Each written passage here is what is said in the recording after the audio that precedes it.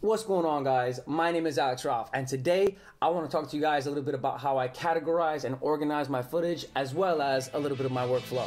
Let's check it out.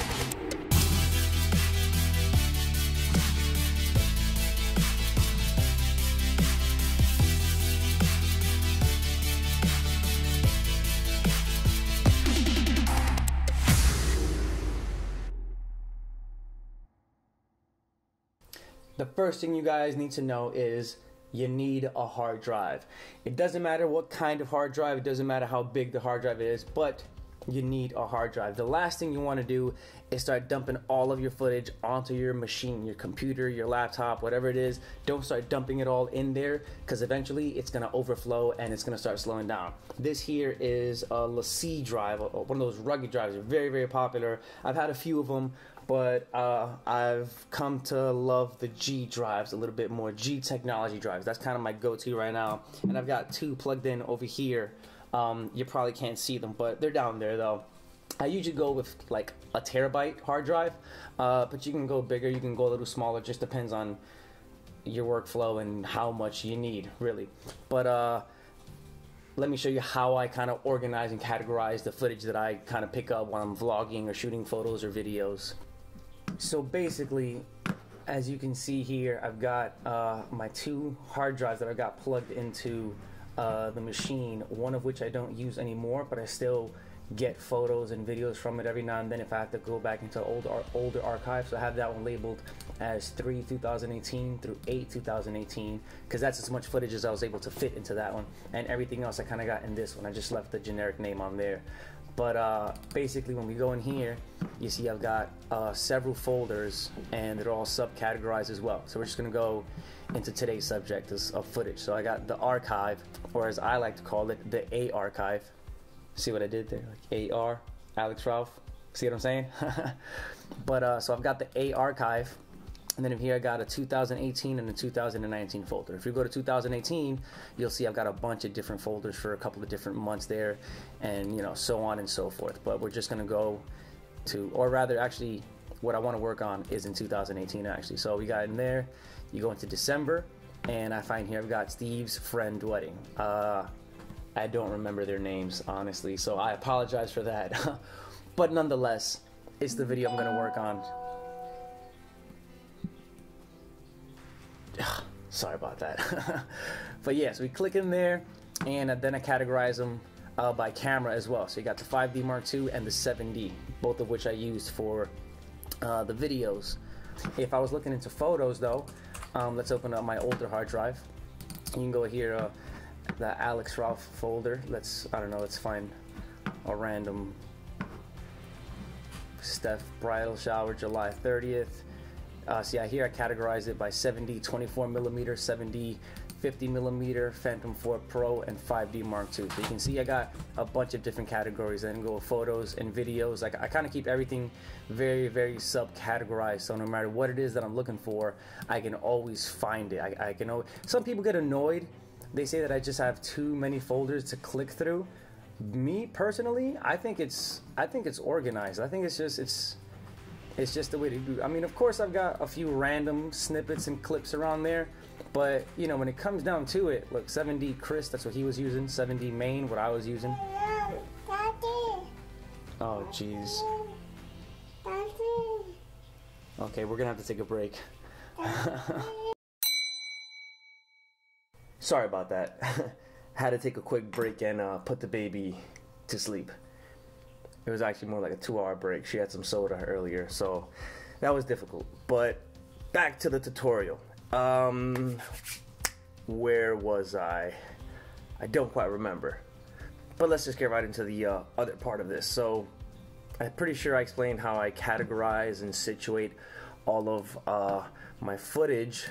Let's look into kind of the workflow now. So if we open up Premiere Pro here, give it a second here.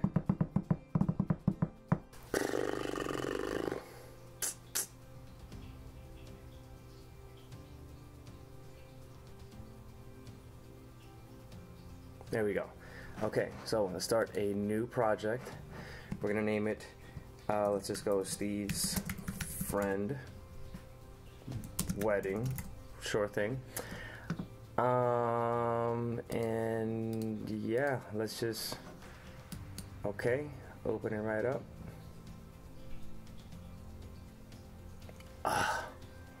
Alright, so first thing we do is come into this little box over here, assuming, let's see, so you should have it over in the top panel up here. If not, go to Windows, Workspace, and Editing. That's kind of like where I like to start off.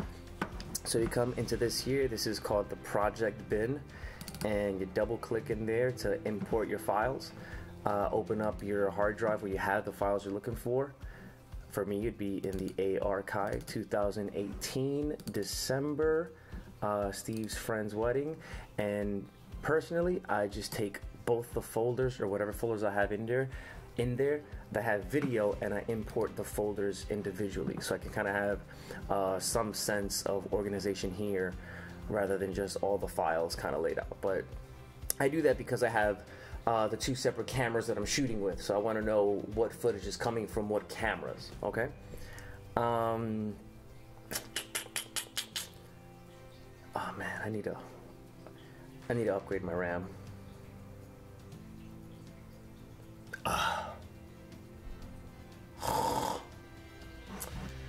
All right, now, so we open up a folder over here. And oh, you know what? I actually have just the one clip in my 5D. I filmed most of this event on the 7D, but everything on the 5D is usually in 24 frames per second. On the 7D, I toggle back.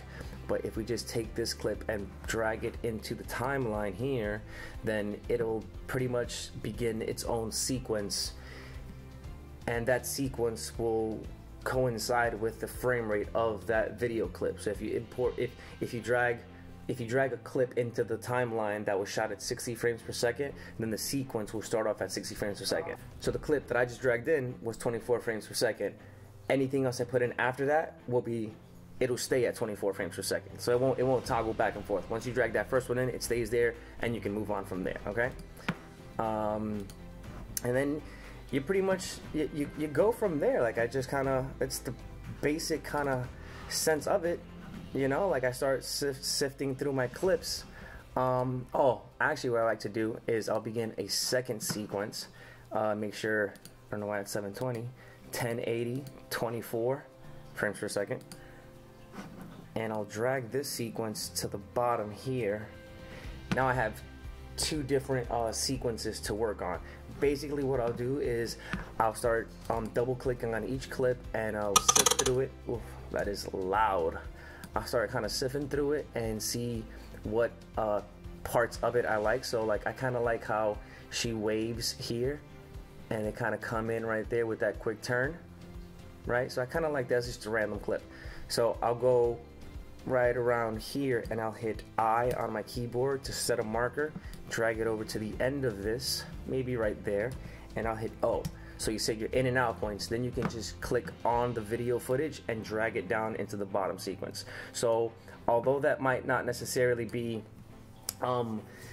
the clip that I want to use right now at the beginning of this video, it's something that I'm definitely going to want to use later on in the video. So just so I kind of have a placeholder, a place to put it, and I don't lose it or forget about it in like the mass of all these videos, I put it in my second timeline, and then I can just kind of pick and choose from there. And that's really it. Really, I start going through footage. I like this right here. Yep. Oh, that's a great shot actually right there. Another wave actually. I was probably telling her to wave. Have this spin, hit my in key, hit my out key, or in point, out point, whatever. Drag it down here, and keep going through there. And then, you know, you put your music on there, your sound effects, make it look all pretty and whatnot. But in a nutshell, that's kind of how I categorize and organize and sift through the footage, getting ready to get into the editing process. So yeah, I hope you guys like this video. If you like the video and you'd like to see a little bit more in-depth on how I edit my videos, please drop a comment down below. If you haven't been here before, consider subscribing, and I'll see you guys in the next video.